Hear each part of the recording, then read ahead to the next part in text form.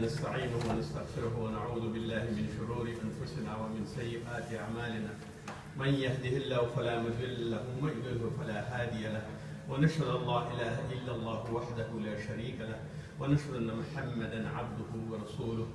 قال الله تعالى في القرآن المجيد: بسم الله الرحمن الرحيم. يسألونك ماذا أحل لهم قل أحل لكم الطيبات وما علمتم من الجوارح مكلبين تعلمونهن مما علمكم الله فكلوا مما أمسكنا عليكم واذكروا اسم الله عليه واتقوا الله إن الله سريع الحساب. وقال النبي صلى الله عليه وسلم عن أبي هريرة رضي الله عنه قال: قال رسول الله صلى الله عليه وسلم: من أمسك كلبا فإنه ينقص كل يوم من عمله قيراط إلا كلب حرس أو ماشية. متفق عليه. وعن ابن عمر رضي الله عنه أن رسول الله صلى الله عليه وسلم قال: من أقتنى كلبا إلا كلب ماشية أو كلب صيد نقص من عمله كل يوم قيراط. قال عبد الله. وقال أبي هريرة رضي الله عنهما: أو كلب حرس. متفق عليه. اللهم صل على محمد وعلى آل محمد كما صليت على إبراهيم وعلى آل إبراهيم إنك حميد مجيد. اللهم بارك على محمد وعلى آل محمد كما باركت على إبراهيم وعلى آل إبراهيم إنك حميد مجيد. اللهم انزله المقعد المقرب عندك يوم القيامة. زما د ایمان او د کلمې ورونو، زما مؤمنانو او مسلمانانو ورونو، نن بیا هم د هغه څه په حق باندې غږیږو چې کوم یو د کائناتو یو جز دی، لکه سپی په عربي کې ورته کلب ویلی کېږي، انګلیش کې ورته ډاګ وایي، او په موږ او تاسو په فارسي کې ورته سګ وایي. د هغې په حق باندې خبرې کوو. دا یو مهمه موضوع ده او په قرآن عظیم شان کې راغلې ده. موږ اکثر خلک د دې نه نه دي خبر چې د سپي موقف او حیثیت په یوې اجتماع کې څه دی، د هغه ژوندون څنګه دی او ژوندون یې څه شی دی. موږ او تاسو سپی د دې جانبه پېژنو چې یو سپی ډېر زیات خشنه وي، سپی ډېر زیات الفت او محبت هم لري، سپی من حیث د دوست هم استعمالېږي، سپی من حیث د دشمن هم استعمالېږي. سپی ډېر خدمتګار شی دی او همیش د پاره د انسان سره ډېر زیات الفت دی، د خپل خاوند سره حتی تر مرګ او د اخرین رمقه پورې د خپل خاوند سره دی ولاړ وي. نو سپی زموږ او ستاسو د اجتماع یو ډېر مهم ژوندی ساتښت چارپی دی چې موږ او تاسو یې ګورو. دا د هغه بهایمونه دی چې الله جل جلاله په قرآن عظیم الشان کې ذکر کړی دی او رسول صلی الله علیه وسلم هم په احادیثو کې د ده په حق باندې ډېر زیات څه فرمایلي دي. الله جل جلاله فرمایي: یسألونک ماذا احل لهم. پوښتنه کوي تا نه ای محمد صلی الله علیه وسلم څه شی مونږ حلال دي د دوی لپاره. قل احل لکم الطیبات. ورته ووایه چې تاسو ته ټول هغه طیب او پاک شیان حلال دي. وما علمتم من الجوارح مكلبين. او هغه څه چې تاسو ښودنه کوئ حیواناتو ته یا پرندګانو ته د ښکار په لحاظ باندې، تعلمونهن چې هغې ته تاسو تعلیم ورکوئ، مما علمکم الله هغه څه تعلیم ورکوئ چې الله جل جلاله تاسو ته ښودلي. فکلو پس اخورئ هغه څه مما امسکنا چې شی چې ستاسو دپاره ونیسي، دا سپی یا باز یا باښه یا بل کوم یو هر څه چې د ښکار دپاره وي. واذکر اسم الله. تاسو کله چې دی لیږئ ښکار ته نو په هغې باندې نوم د الله یاد کوئ، په نوم د الله خوشي کوئ په ښکار پسې. واتقوا الله. او په دې هکله باندې د الله نه وویرېږئ، د خپلو چوکاټونو نه مه وځئ. کوم یو چې درته ښودل شوي دي، دغه سپي چې کوم یو تعلیم یې ورکړ شوی دی، چې نبوي احادیثو کې کوم یو څه راغلي او د قرآن عظیم شان کې څه راغلي، د هغې حدودو کې اتقوا الله، د الله نه وویرېږئ. ان الله سریع الحساب. الله جل جلاله ډیر زر حساب کوونکی دی او الله جل جلاله تاسو سره ضرور حساب کوي. د دې لپاره چې موږ او تاسو وګورو چې قرآن عظیم شان موږ ته څه فرمایلي دي، نو د سپي دپاره یې داسې ویلي چې تاسو سپی تعلیم کوئ او د سپي د تعلیم دپاره دا لازمه ده. مثلا تاسو سپی چې کله ساتئ نو د هغې تعلیم ډېر ضرور دی، او که تعلیم نه وي د سپي دپاره نو جاهل سپی ساتل غلطه خبره ده، هغه مه ساتئ. او د دې د تایید دپاره حضور صلی الله علیه وسلم فرمایي عن ابي هريره رضي الله عنه، ابي هريره رضي الله عنه روایت کی قال رسول الله صلی الله علیه وسلم، فرمایي رسول الله صلی الله علیه وسلم من امسك كلبا، هغه څوک چې وساتي سپی فانه ينقص، فلهذا په دغه سپی چې څوک ساتي ينقص کمیږي د دینه كل يوم په هر ورځ کې من عمله د حسنات او د نیک عمل نه قیرات، یو قیرات د دین کمیږي. الا کلب حرس، مگر نه کمیږي د دې دغه قیرات حسنات که دی چېرته سپي ساتي د خپل حرس دپاره یا د خپل هغه زراعت دپاره او ماشیتن او یا د حیواناتو د ساتنو دپاره، د رمو د ساتنو دپاره، د ګرګانو او د لیوانو د ویرې نه ابنه. او بیا فرمایي عن ابن عمر رضی الله عنه فرمایي من اقتنى، هغه څوک چې وساتي سپی کلبا یو سپی الا مگر څه شي دپاره یې ونه ساتي کلبه ماشیتن د انعامو او د رمو دپاره یې وساتي، د حیواناتو، او کلب صیدن او یا کلب او یا سپی د ښکار دپاره وساتي نقص من عمله یوم، نو که بیا دې شرط باندې نه وي نو د خپل عمل نه یې کمیږي قیرات، یو قیرات د دې کمیږي. وقال ابي هريره رضی الله عنه وعبد الله او کلب حرسن او کلب د زراعت. حدیث شریف توضیح کوي د دې چې اوس مونږ ته کم یو سپی روا دی، هغه سپی چې ستا زراعت ساتي،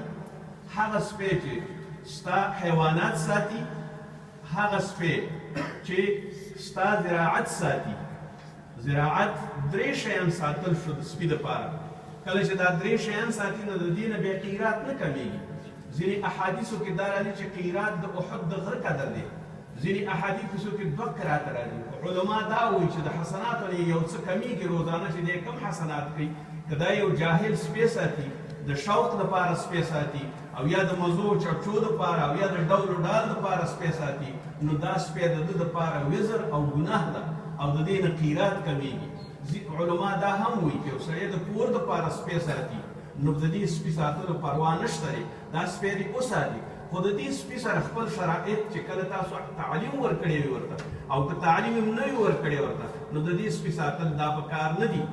او ذکر رسول الله صلی الله علیه وسلم فرمایي عن رافع بن خدیج قال قال رسول الله صلی الله علیه وسلم، رسول الله صلی الله علیه وسلم فرمایي ثمن کلب خبیث، که چا سپی خرڅ کو نو دا خبیث دی. خبیث دې ته ویل کېږي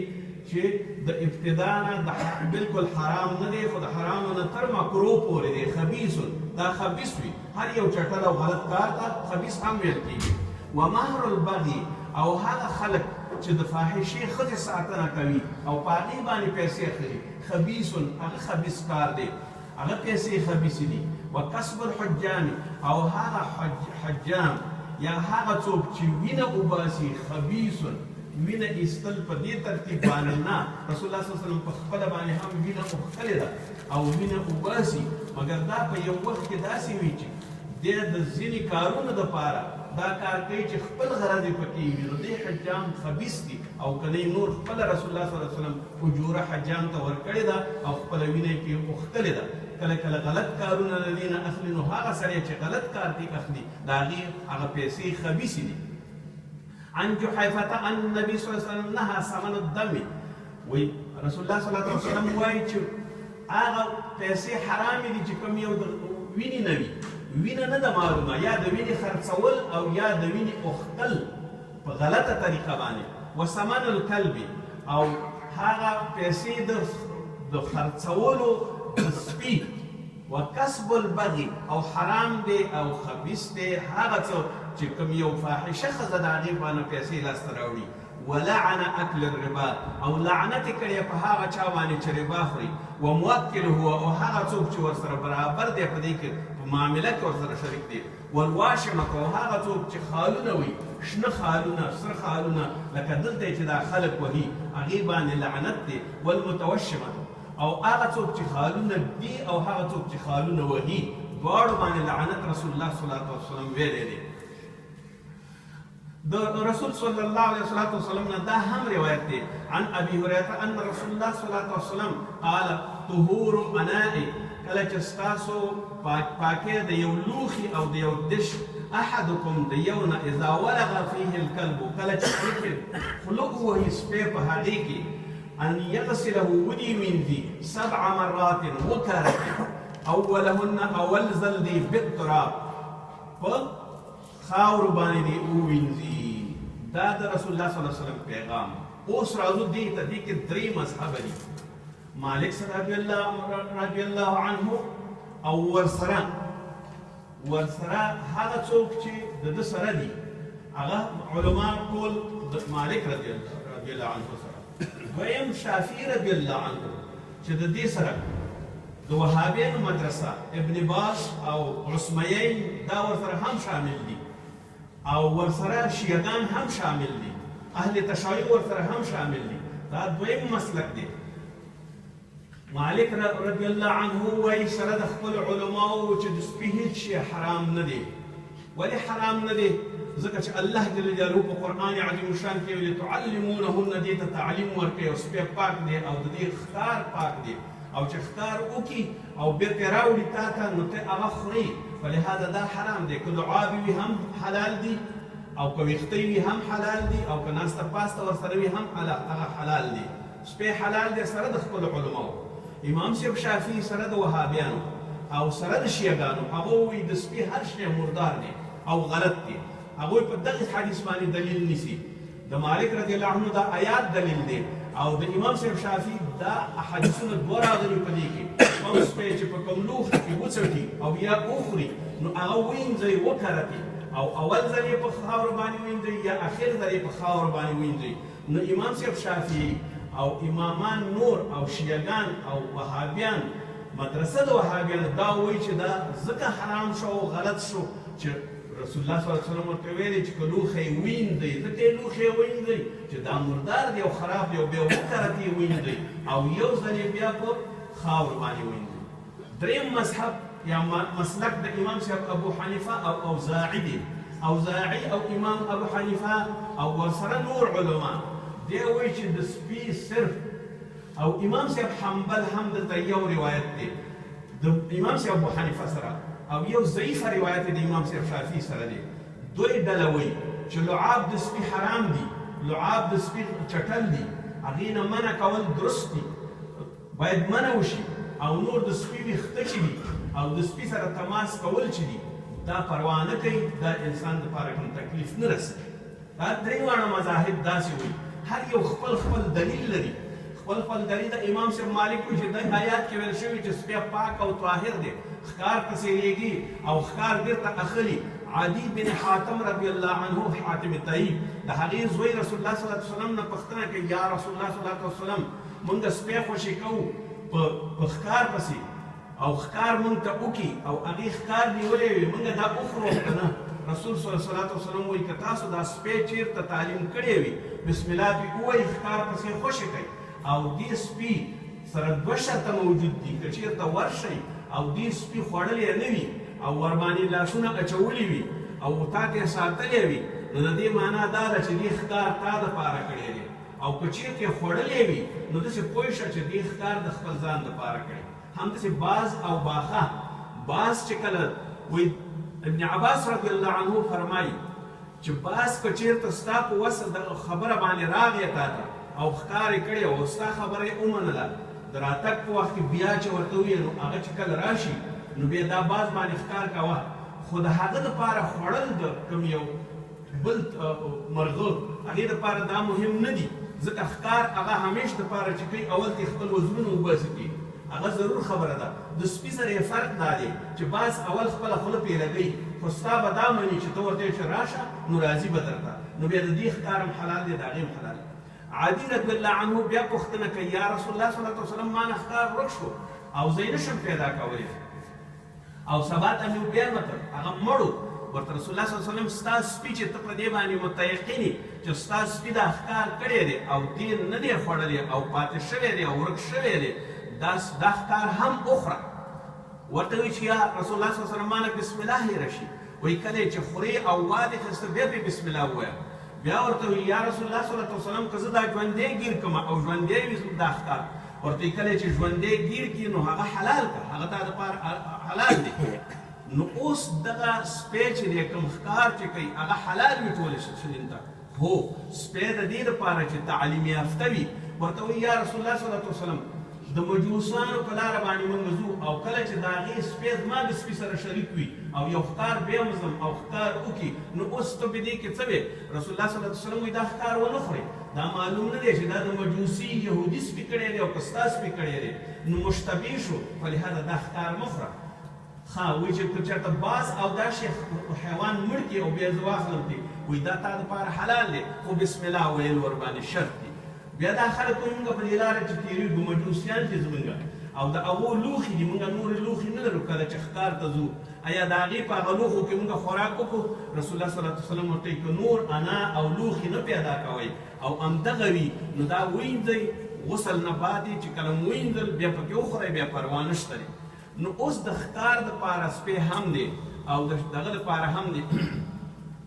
حرس دی یا زراعت دی بدون د دې نه ساتل کېږي چې سپی نه وي کوم یو چې د پسونو او یا د ګډو رمه ده هغه رمه دې هم نه ساتل کېږي بدون د سپي نه او ځینې علما دې کې ځینې علما داسې وایي چې د کور دپاره یې سړی ساتي نو په حدیثو کې نه دی راغلی خو چون چې دغه منفعت پکې شریک دی لکه څنګه چې په ښکار کې او لکه څنګه چې په حرس کې او څنګه چې په حیواناتو کې دی همدغه مصلحت په کور کې هم دی نو د دې پروا نشته دی دا سړی ساتلی شي هو عام جاهل سپي هغه باید ونشي ساتلی د شوق دپاره باید ونشي ساتلی او د کوم مزو او چرچو دپاره او د نوم دپاره باید ونشي ساتلی او رسول صلی الله علیه وسلم فرمایي هیڅ وخت حیوانات سپي مرغان مړزان هیڅ شی په جنګ باندې مه اچوئ د ټولو شیانو نه ځان وساتئ چې دا شیونه د دې لپاره نه دي چې تاسو په جنګ باندې واچوئ د دې نه ځان وساتئ دا یو فحشا او فاسق او غلط عمل دی باید دا کار ونه کړلی شي وخت هم ضایع کوي او یو حیوان دپاره د جنګ درس ورکول د دې معنا دا ده چې ته یو شریر سړی یې چې دا حیوان د جنګ دپاره تربیه کړی دی باید دا ونه شي رسول صلی الله علیه وسلم د سپو په هکله باندې چې کوم ویلې قیرات کمیږي نو نیکي د سړي کمیږي خو په هغه سپي کې کوم یو چې د چټیاتو او عباسیاتو د شوق دپاره ساتي بیا رسول صلی الله علیه وسلم عایشه رضی الله تعالی عنها روایت کوي وایي یوه ورځ رسول الله صلی الله علیه وسلم په ولاړو او د هغې ډېر انتظار کوو وایي ما ورته ویل چې یا رسول الله صلی الله علیه وسلم د څه شي انتظار کوې ویې ویل جبریل امین ما سره وعده کړې ده چې راشي اما تر اوسه پورې رانغی لا یخلف الله ولا رسوله ما سره الله جل جلاله کله وعده نه مخالفت د وعدې نه کوي او د هغې رسول چې جبریل دی هغه هم وعده نه مخالفت د هغې نه کوي فلهذا ولې دا رانغی ما ته وایي دومره اندازې پورې رسول الله صلی الله علیه وسلم باندې زور او فشار راغی چې کومه عصوا او غونټۍ د ده په لاس کې وه نو هغه یې د لاس نه داسې پرېوتله لکه یو سړی چې نه پوهېږي په ځان باندې او یو ځل ترې خوشې شي فلهذا دا ترې لړه شوه او وغورځېدله دې همسا کله چې همسا ترې وغورځېدله د رسول الله صلی الله علیه وسلم طبیعت ډېر زیات خراب شو نو رسول الله صلی الله علیه وسلم بېرته راغی چې جبریل امین ما ته ولې نه راځي ما سره یې وعده کړې ده کله چې کوټې ته راغی نو خپل سریر لاندې یا خپل کټ لاندې ګوري چې یو سپی دی کله چې سپی ولیده نو عایشې صدیقې رضی الله عنها ته وایي چې دا سپی څه وخت راغلی دی د دې ته او ورته وایي قالت ما دریتو زه نه یم پوه شوې چې څه وخت راغلی بیا یې حکم وکړی دا سپی وباسئ کله چې سپی ووته په هغه ځای باندې اوبه واچولې او د اوبو نه بعد جبرئیل امین راغی. کله چې جبرئیل امین راغی وحی ورته راوړی، ځکه رسول الله صلی الله علیه وسلم ورخطا او هغه به ځکه دی کې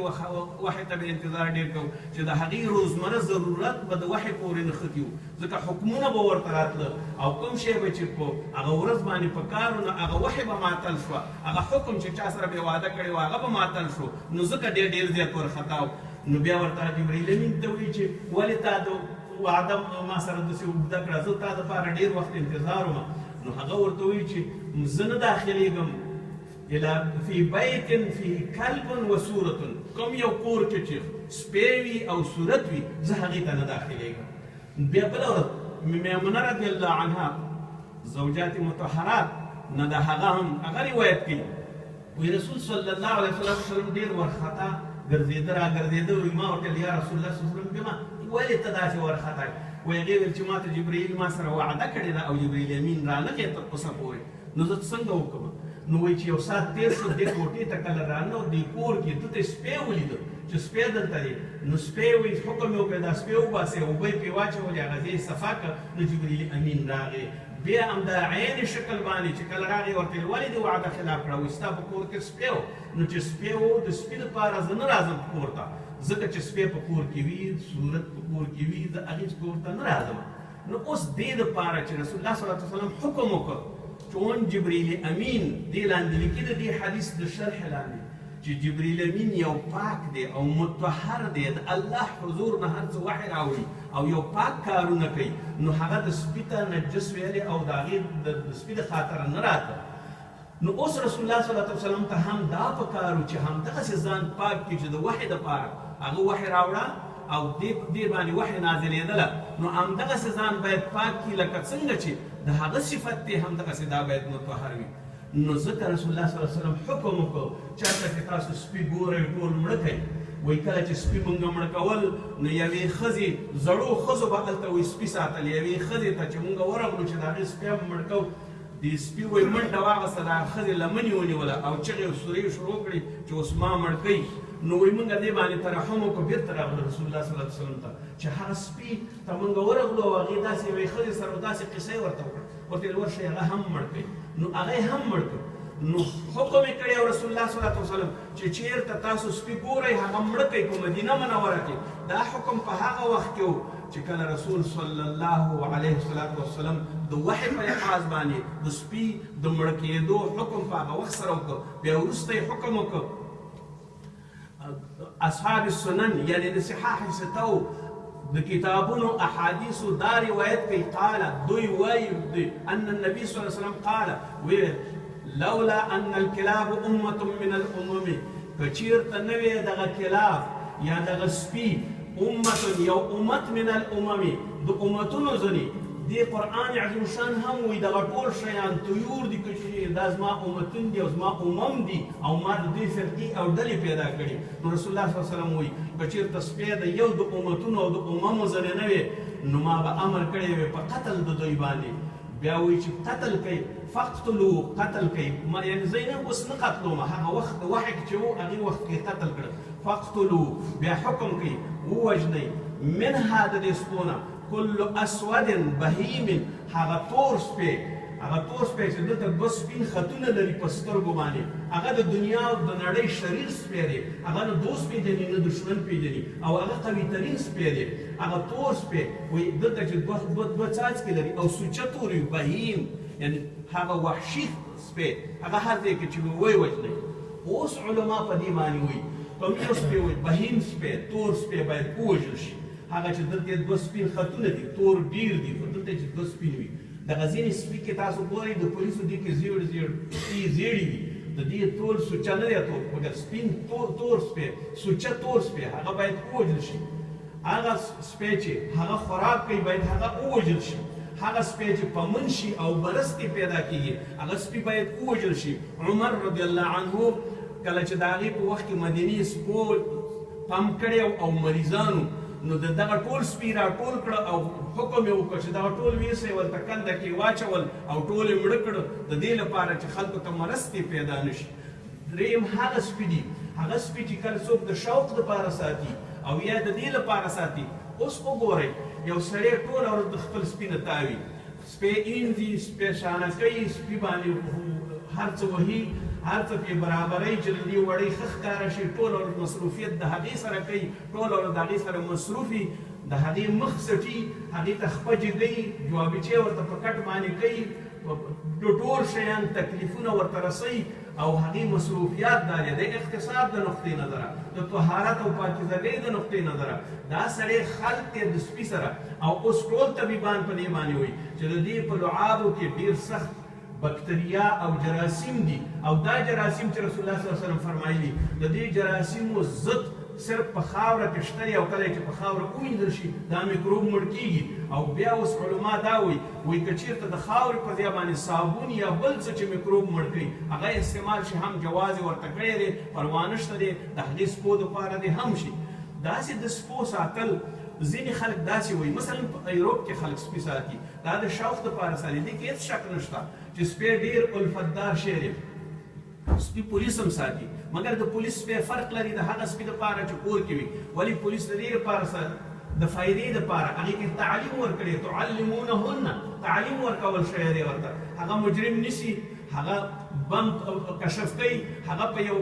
تعمیر چې ولویږي ورلاندې خلک وي هغه خپل ځان په خطر کې اچي خو د سرونه په هر ترتیب باندې په دې باندې دلالت کوي پولیس ته چې راشه دلته یو سړی شته دی د دې لاندې شوی دی موټر چپه شي هغې کشېږي مجرم تښتي هغې سره ټول وي حتی تر دې حده پورې چې په جنګونو کې خپل ځان په خطر کې اچي او مالک چې چېرته ځي نو د مالک د خطر دپاره د خپل خطر قبلې خپل ځان مړ کوي خپل ځان فدا کوي قربانۍ